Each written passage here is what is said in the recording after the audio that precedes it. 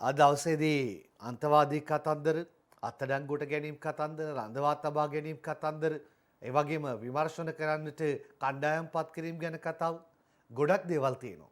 ඒ වගේම බුර්කාව පිළිබඳවත් කතාව තියෙනවා. එකිනෙක පත්තරය අරගෙන ඒ ටික කතා කරලා ඉවර කරගම් මුලින්ම මේ අද පත්තරේ ප්‍රධාන ශීර්ෂ පාඨය ජමාතේ හිටපු සභාපති රෂීඩ් අක්බර් රඳවාගෙන ප්‍රශ්න කරයි. ඉන්දිකේවා විතරණලිය වහාබ්හා ජිහාඩ් මතවාදී පැතරවීම සම්බන්ධයෙන් චෝදනා කර ත්‍රස්ත ක්‍රියා විමර්ශන කොට්ටාශයේ අත්අඩංගුවට ගනි.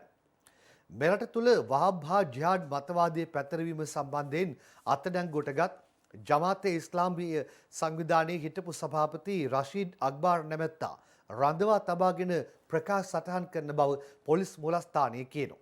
ත්‍රස්ත ක්‍රියා විමර්ශන කොට්ටාශය විසින් පෙරේදා මෙම පුද්ගලයා දෙමටගොඩ ප්‍රදේශයේදී අත්අඩංගුවට ගෙන තිබෙන බවත් ඔහු ත්‍රස්තවාදී වැළැක්වීමේ පනත යටතේ රඳවා තබාගෙන ප්‍රකාශ සටහන් කරන බවත් පොලිස් මාධ්‍ය ප්‍රකාශක නියෝජ්‍ය පොලිස්පති නීතිඥ අජිත් රෝහණ කියනවා.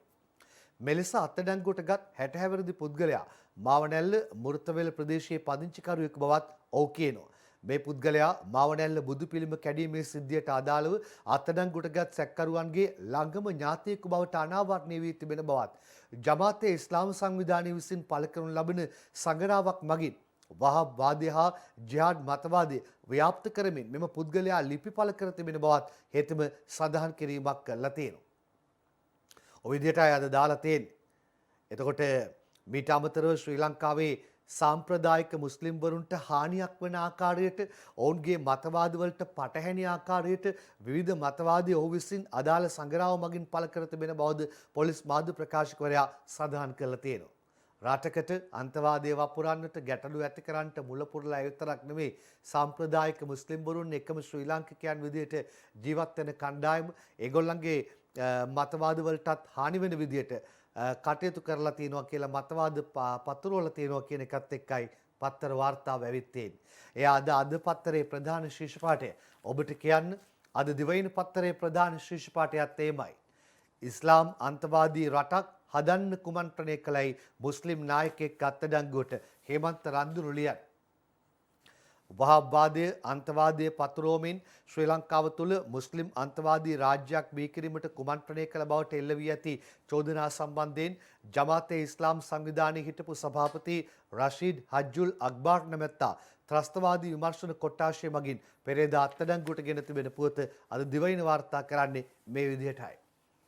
ඒකයි අපි කියන්නේ හැම වෙලාවෙම බෙදුම් වාදයේ සේම අන්තවාදයේද නියපොත්තෙන් කඩන්න පුළුවන් තැන නියපොත්තෙන් කඩලා දාන්නට ඕනි. පොරවෙන් කපනකන් ඉන්න තැනට පත් වෙන්න ඉඩ නොදී. ඒකම අද මව්බිම් පත්තරේ ප්‍රධාන ශීර්ෂ පාඨ දෙකට යන්න සූදානම් වෙන්නේ.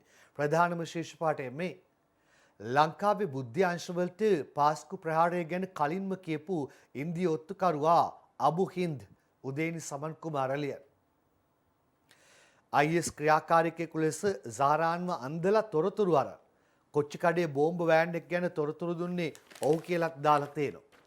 ඉන්දියානු ඔත්තු සේවාව විසින් 2019 පාස්කු ප්‍රහාරය පිළිබඳ නිශ්චිත තොරතුරු අවස්ථා 3කදී ශ්‍රී ලංකාවේ රාජ්‍ය බුද්ධි සේවාවට ලබා දුන්නේ ඉන්දියානු පළාත් බුද්ධි අංශයක් නිර්මාණය කළ අබු හින්ද් නම් ඔත්තුකරුවෙකු යොදවා සාරාන් හෂීම් සම්බන්ධ කර ගැනීමෙන් බව පාස්කු විමර්ශන කොමිසමේදී අනාවරණය වෙලාලු.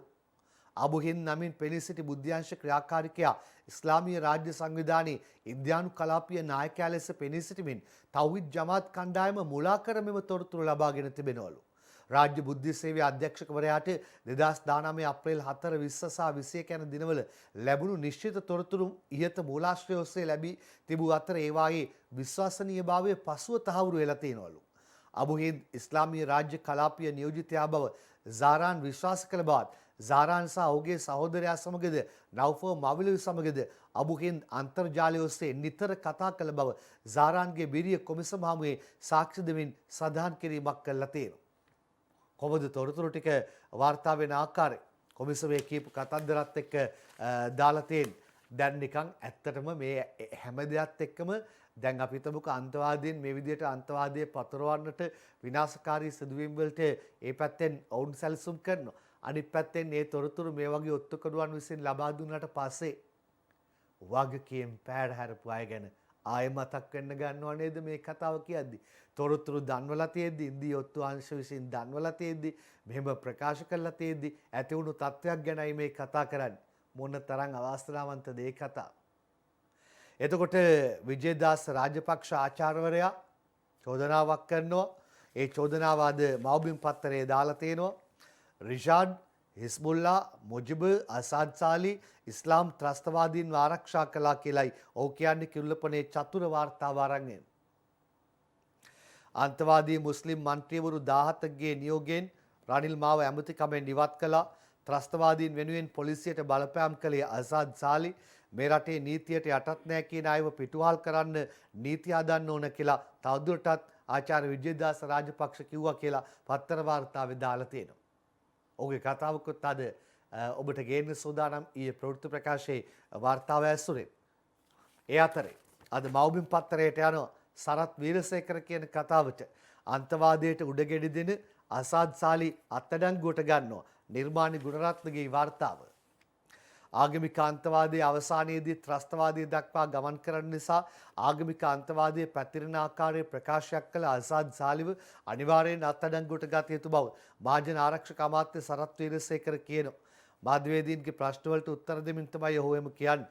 අසාද් සාලිව අනිවාර්යෙන්ම අත්අඩංගුවට ගන්න ඕනේ. ඔහු කළ ප්‍රකාශය ආගමික අන්තවාදයේ සඳහාම වන ප්‍රකාශයක්. ආගමික අන්තවාදයේ තමයි අවසානයේදී ත්‍රස්තවාදය දක්වා ගමන් කරන්නේ. එවැනි ප්‍රකාශ කරනවා නම් ශරියා නීතිය අනුව ඔහු ක්‍රියා කරනවා නම් ඔහු සෞදි අරාබියට යා යුතුයි. ඔහුට එහෙමනම් ලංකාවේ ඉන්න බෑ. ලංකාවේ ඉන්නවා නම් ඔහු ලංකාවේ නීතියට අනුවයි කටයුතු කරන්න ඕනේ. ඒක කාටත් පොදුයි. කෙසේ වුවත් ඔහු අත්අඩංගුවට අරගෙන ඔහුගෙන් කරුණු විමසා අවශ්‍ය කරන නීති කටයුතු ක්‍රියාත්මක කරනවා කියලා තවදුරටත් දාලා තියෙනවා. සරත් වීරසේකරගේ ප්‍රකාශය අසාද් සාලි ප්‍රකාශයක් කළා. ප්‍රකාශය විතරක් නෙමෙයි ඒ ප්‍රකාශය කරන්න භාවිතා කරපු ස්වරය සද්දේ මේ හැම දෙයකින්ම ගැටලු සහ සමගියට ප්‍රශ්න ඇති වෙනවද කියලා ඒ පැත්තත් හොයලා බලන්න. ඒ වගේම සමහරලාට සමහරුන්ට ඒ වගේ ගැටලු ඇති කරන්න උවමනාවෙන් ප්‍රකාශ කරනවද අපි දන්නේ නැහැ. අන්න ඒවත් හොයලා බලන්න. අපි විශේෂයෙන්ම ඒ කාරණා ටික මේ මොහොතේ මතක් කරන්න ඕනේ. එතකොට අසාද් සාලි කියන්නේ මොකද්ද? අම්පාරේ පල්ලියට ගහන්න කියපු රෙකෝඩින් එක මංගාව තියෙන නිසා සරත් වීරසේකර කේන්තියේ නිර්මාණි ගුණරත්න අයිලියන් අම්පාර පල්ලියේ කඩා දැමීම සඳහා උපදෙස් ලබා දුන්නේ සරත් වීරසේකර බවට හිටපු ජනාධිපති මෛත්‍රීපාල සිරිසේන කළ ප්‍රකාශයේ හඬපට තමා සතුව තිබෙන නිසා සරත් වීරසේකර අමාත්‍යරයා කේන්තියෙන් පසුවන බව හිටපු ආණ්ඩුකාර අසාද් සාලි කිව්වා කියලා දානවා. ඔහු මෙහෙම කිව්වේ පහුගියදා පැවති මාධ්‍ය හමුවකදී කියලායි මව්බිම් පත්තරේ වාර්තා කරලා තියෙන්නේ. පත්තරේ පුවතයි උපුටා අරගත්තේ ඒ කතන්දරෙත් එක්ක. එතකොට අද ලංකාදීප පත්තරේ දානවා දැන් අර ටීම් එකක් පත් කරපු කතාව අසාද් සාලි කතා විමර්ශනයේට CIDN ටීම් එකක් ඉන්දිකා රාමනායක ශ්‍රීනාත් ප්‍රසන්න එක්කලිය ජාතික සමගි පෙරමුණේ නායක හිටපු ආණ්ඩුකාර අසාද් සාලි රටේ නීතිය සම්බන්ධයෙන් පසුගියදා කළ ආందోලනාත්මක ප්‍රකාශය පිළිබඳ අපරාධ පරීක්ෂණ දෙපාර්තමේන්තුවේ සහකාර පොලිස් අධිකාරිවරයෙකුගෙන් සමන්විත කණ්ඩායමක් පරීක්ෂණ ආරම්භ කර ඇතැයි පොලිස් මාධ්‍ය ප්‍රකාශක නියෝජ්‍ය පොලිස්පති අජිත් රෝහණ සඳහන් කළා තියෙනවා. අද ලංකාදීපෙන් ප්‍රධාන පිටුවෙන් ඒ කතා පුවත උපුටා ගත්තේ. ඊට පස්සේ මම යනවා දිනමිනට. අන්තවාදීන් පුනරුත්ථාපනයට රජයෙන් නව රෙගුලාසි.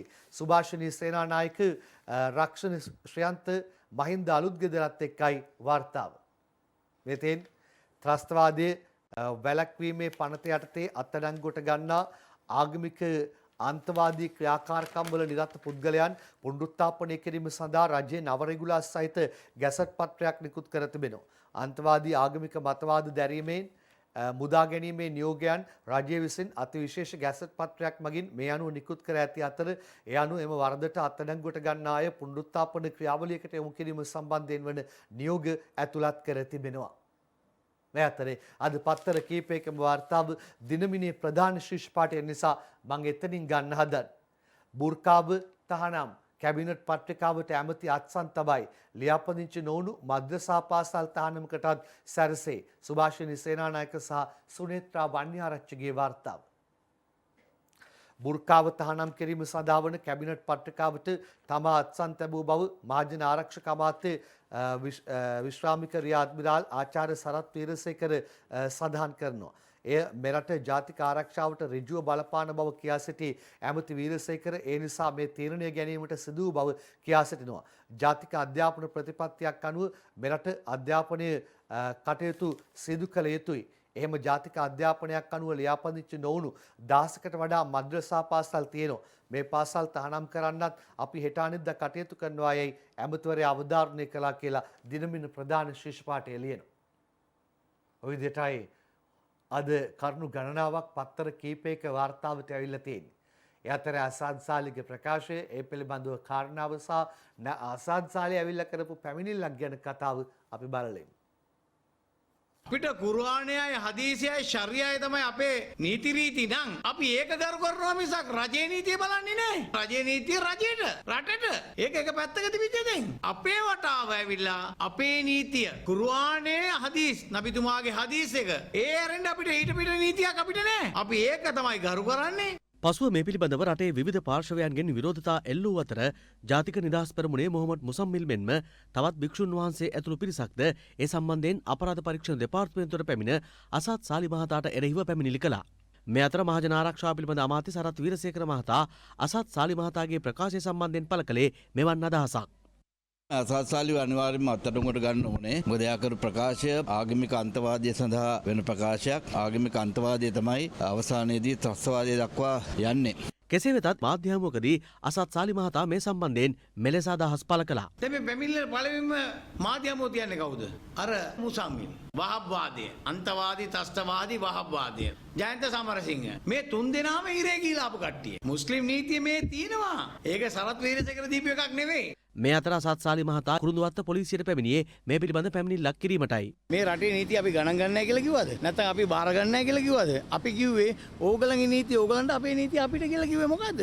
ඕගලන්ට තේසවලම් එක තියෙනවා, උඩ රටේ නීතිය තියෙනවා, අපිට මුස්ලිම් නීතිය තියෙනවා. ඒකයි කිව්වේ. ඒක වරද්දලා පටවල අසාද් සාලි මේ රටේ නීතිය ගරු කරන්නේ නැහැ කියලා කිව්වයි කියලා දැන් මේක සම්පූර්ණ බොරුවක් නේ. ඒක දැන් CID එකේ දැන් වීඩියෝ එක තියෙනවා. ඒගොල්ලන් බලලා තීන්දුව කරපු දෙයක්. අපි කරලා තියෙන වැරදිද නිවැරදිද කියලා. අම්පාරේ පැවති මාධ්‍ය හමුවකදී ශ්‍රී ලංකා පොදු ජන පෙරමුණ නියෝජනය කරන ජනතා නියෝජිතින් රැසක්ද අදහස් පළ කළා. ඒසි කාමරයේ හිසිටගෙන ඔබතුමා කරන ප්‍රකාශවලට මුස්ලිම් සහෝදර සහෝදරයන්ට වෙන හානිය තුමාට දැනෙන්නේ නැහැ. මම කාර්මිකව ඉල්ලනවා අසාද් සාලි මහත්තයාගෙන් ප්‍රකාශවල් කරන එකේ වලකින්න. අසාද් සාලි මහත්තයෝ ඔළුවේ කැක්කුමක් ලෙඩක් තියෙනවා නම් කොළඹ දිස්ත්‍රික්කයේ රෝහල් තියෙන ඒ වගේ හොඳ මනෝවෛද්‍යවරු ඉන්නවා. ඔවුන්ගෙන් ගිහිල්ලා බෙහෙත් ලබා ගන්න, රෝගේ හොඳ කරගන්න. අසාද් සාලි මහත්තයෝ අපේ රටට ජාතිවාදී ප්‍රකාශ කළා. රට තුල නැවත යුද්ධයක් නිර්මාණය කරන්න එපා කියලා අපි ඔබතුමාට කාර්මිකව කියා සිටිනවා. දැනටත් අපිට ආරක්ෂක දෙන්නේ සිංහල මිනිස්සු තමයි. ඒ අපිට ආරක්ෂක නැහැ. අසාද් සාලි බය වෙන්න එපා. ඔබතුමාගේ වැඩගෙන බලන්න. අපේ ජනාධිපතිවරයාටත් අග්‍රාමාත්‍යවරයාටත් මම කියන්න කැමති කරුණා කරලා අපේ ජාතිවාදයේ උස්සගෙන දේශපාලන කරන අය ඉරගෙදර දාලා අපිට නිදහස් කරන්න දෙන්න කියලා මම ආණ්ඩුවටත් කියන්න කැමති. පොලිස් මාධ්‍ය ප්‍රකාශක අජිත් රෝහණ මහතා ප්‍රකාශ කළේ මේ සිද්ධිය සම්බන්ධයෙන් පුළුල් පරීක්ෂණයක් ආරම්භ කර ඇති බවයි. අසාද් සාලි මහතා විසින් කරන ලද යම් ප්‍රකාශයක් සම්බන්ධයෙන් පැමිණිලි කිහිපයක් අපරාධ පරීක්ෂණ දෙපාර්තමේන්තුව වෙත ලැබී තිබෙනවා. පොලිස් මූලස්ථානයේ වෙත තවත් පැමිණිල්ලක් ලැබී තිබෙනවා. මේ පැමිණිලි සම්බන්ධයෙන් කඩිනම් විමර්ශනයක් සිදු කිරීමට අපරාධ පරීක්ෂණ දෙපාර්තමේන්තුවේ සහකාර පොලිස් අධිකාරිවරයෙකුගේ ප්‍රධානත්වයෙන් යුත් 5 දෙනෙකුගෙන් පමණ සමන්විත නිලධාරී කණ්ඩායමක් මේ සම්බන්ධ විමර්ශන කටයුතු ආරම්භ කර තිබෙනවා. ඒ වගේම මේ ප්‍රකාශය මගින් යම් ආකාරයක ජාතීන් අතර ආගම් අතර විසංවාදය ඒ වගේම ඉදිරිවාදිකම් ඒවා ඇති වෙන ආකාරයේ කටයුතු සිදු වී තිබේදයි මේ මගින් විමර්ශනය සිදු කරනු ලබනවා. නීතිඥ අජිත් රෝහණ කියපු අන්තිම කතාවට පොඩි උණ පූර්ණයක් එකතු කරමු. ඔව් බලන්න මෙවැනි ප්‍රකාශ වලින් ජාතීන් අතර සමගියට හානිකර තත්ත්වයක් ඇති වෙනවද? එක පැත්තකින් අනිත් පැත්තෙන් විමසා බලන්න එවැනි අසමගිකම් ඇති කරන්නට සමහරුන් විවිධ ප්‍රකාශ කරනවද? ඒවයි හිතාමතා ස්වරූපයන් තියෙනවද? ගැටලු ඇතිවන්නට සමහරුන්ගේ අපේක්ෂිත තත්ත්වයන් තියෙනවද? අන්න ඒ පැත්තත් හොයලා බලන්න. ඒ අතරේ විවිධ පාර්ශව දේශපාලන ධාරාවේ මේ කාරණා ගැන පළ කළ අදහස් වලට අපි දැන් යමු. පොලිස් අධිකාරී කෙනෙක්ගේ ප්‍රධානත්වයෙන් වෙනම කණ්ඩායම් 3ක් යොදවලා තියෙනවා. මේ සම්බන්ධව ඔහුගෙන් ප්‍රශ්න කිරීමට කැලෑ නීතිය ක්‍රියාත්මක කරන්න බෑනේ. බොහොම පැහැදිලිව පවතින නීති රාමව තුළ ඔහු වෙනුවෙන් ගත යුතු ක්‍රියාමාර්ග ගන්නවයි කියන එක පැහැදිලිව කියන්නේ. අපි දකින්නේ අසාද් සාලි කටේ බ්‍රේක් නැතුව වීරෙක් වෙන්න එක ප්‍රකාශ කරනවා. ඒවට අදාළව මේ රටේ නීතියක් තියෙනවා. අසාද් සාලි එයා මුස්ලිම් කියලා එයාට ඕන නීති මේ රටේ ක්‍රියාත්මක කරන්න බෑ. ඒ යහපාලන ආණ්ඩුව කාලේ ඒගොල්ලන්ගේ ආණ්ඩුව කාලේ. රටේ නීතිය කාටත් එකයි අපි කිසිම අන්තවාදී ප්‍රකාශයක් අනුමත කරන්නේ නැහැ. අපේ පක්ෂය ඉතා පැහැදිලි ප්‍රතිපත්තියක ඉන්නවා. එක රටක් තුළ එක නීතියක් හැමෝටම එක විදියට ක්‍රියාත්මක වෙන්න ඕන කියන එකට අපි පෙනී. අසාද් සාලි කියන්නේ පුතානෝගේ අලුත් පක්ෂයෙන් ජාතික ලයිස්තුවෙන් පාර්ලිමේන්තුවට එන්න හිටපු එකෙක්. අසාද් සාලත් එක්ක එකට ඉන්නේ පුතානෝලා. අසාද් සාලි කියන්නේ ඌරෙක්. ජාතිවාදී ඌරෙක්. ඒකින්ද අසාද් සාලි කියන මේ ජාතිවාදී ඌරව අධිකරණයෙන් නඩුහලා හිරේ දාන්න ඕනේ. ජාතීන් අතර හා ආගම් අතර ගැටුම් ඇති වෙන පරිදි ප්‍රකාශ කරනවා නම් ඒක සම්පූර්ණයෙන් වැරදි. ඒ නිසා මෙවැනි ප්‍රකාශයන් නොකළ යුතුයි කියන ස්ථාවරය අපි දරන්නේ. මුස්ලිම් ජනතාවගේ ඡන්ද අහිමි වෙයි කියලා තියෙන බය නිසා එදා රනිල් වික්‍රමසිංහට සිද්ධ වුණා අන්තවාදී ජාතිවාදී මුස්ලිම් මන්ත්‍රීවරු 17 දෙනාගේ නියෝගය ක්‍රියාත්මක කරලා මාව ඇමති මණ්ඩලයෙන් ඉවත් කරන්න. මේක මෙහෙව්වේ රිෂාඩ් බදුද්දීන් කියලා මම දැනුත් කියනවා. මේක මෙහෙව්වේ හිස්බුල්ලා කියලා මම දැනුත් කියනවා. මේක මෙහෙවන්න ත්‍රස්තවාදීන් ආරක්ෂා කරේ මුජිබුර් රහ්මාන් කියලා මම දැනුත් කියනවා. එදා ත්‍රස්තවාදීන් වෙනුවෙන් පොලිසියට බලපෑම් කරුවේ අසාඩ් සාලී කියලා මම දැනුත් කියනවා. එහෙනම් මොකද්ද මේක හොයාගන්න පොලිසියට තියෙන ප්‍රශ්නේ? පොලිසියට ඒ තරම්වත් තේරෙන නිලධාරියෙක් නැද්ද? අපි යටත් වෙන්නේ අරාබියේ නීතියට කියලා කියනවා. එහෙම කියන්න මේ රටේ පුරවැසියෙකුට මොකද්ද තියෙන හයිය? නීතියට යටත් නැති මිනිස්සු රාජ්‍යයක තියාගන්න බෑ. ඒක ජාත්‍යන්තර නීතිය පිළිගත් සම්මතයක්. කවුරු වුණත් කමක් නැහැ. මේ රටේ නීතියට යටත් නැහැ කියලා කියන මිනිහෙක් හරි ගෑණියෙක් හරි ඉන්නවා නම් ඌ පිටුවහල් කරන්න අපි නීති හදන්න ඕනේ. එහෙමයි කතා කියවෙන්නේ. ඒ අතරතුරේදී ආරක්ෂක ලේකම්වරයාත් කතා කළා. අපි ඒකත් බලමු. අපේ රටේ පමණක් නෙවෙයි ඕනම රටක නීති පද්ධතියක් තියෙනවා. රටේ ප්‍රධානියාගේ පටන් අවසාන පුද්ගලයා දක්වා හැම කෙනෙක්ම ඒ නීති පද්ධතියට අදාළව ඒ නීති පද්ධතියට අනුකූලව කටයුතු කළ යුතුයි, ජීවත් විය යුතුයි. කාටවත් ඕන විදියට වෙනත් නීතියක් ක්‍රියාත්මක කරන්න අපි නීතිය රකින්න, නීතිය ආරක්ෂා කරන, මේ රටේ මහජනතාව ආරක්ෂා කරන අයවලුන් විදියට අපි කිසිම ඉඩක් තියන්නේ නැහැ. කාටවත් ඕන නීති පාවිච්චි කරන්න බෑ. රටේ අනුමත නීතියක්, සම්මත නීතියක් තියෙනවා නම් ඒ නීතියට අනුව හැම කෙනෙක්ම වැඩ කළ යුතුයි. ජනතාවගේ ආරක්ෂාව සඳහා, ජාතික ආරක්ෂාව සඳහා යම් කිසි නීතිවල වෙනස් කිරීමක් සිදුවීමට අවශ්‍ය නම් ඒ නීති වෙනස් කළ යුතුයි. ඒ නීති වෙනස් කරන්නේ නිකං පුද්ගලයින් නෙමෙයි. ඒ නීති පිළිබඳව හසල දැනුමක් තියෙන නීතිපතිවරයා ඇතුළු කාර්ය මණ්ඩලයක් එකතු වෙලා ගැඹුරු අධ්‍යයනයක් කළා තමයි මේ නීති වෙනස් කරන්නේ. එහෙමනම් මේ නීති වෙනස් කරාට පස්සේ ඒක ඔයගොල්ලන්ගේ නීතිය, මේක අපේ නීතිය කියලා කාටවත් කටයුතු කරන්න බෑ. එහෙම නීතියට විරහිව නීති විරෝධීව කටයුතු කරන ඕනෑම කෙනෙක්ව අත්අඩංගුවට ගන්න අපිට හැකියාව තියෙනවා. නීතිමය බලතල තියෙනවා.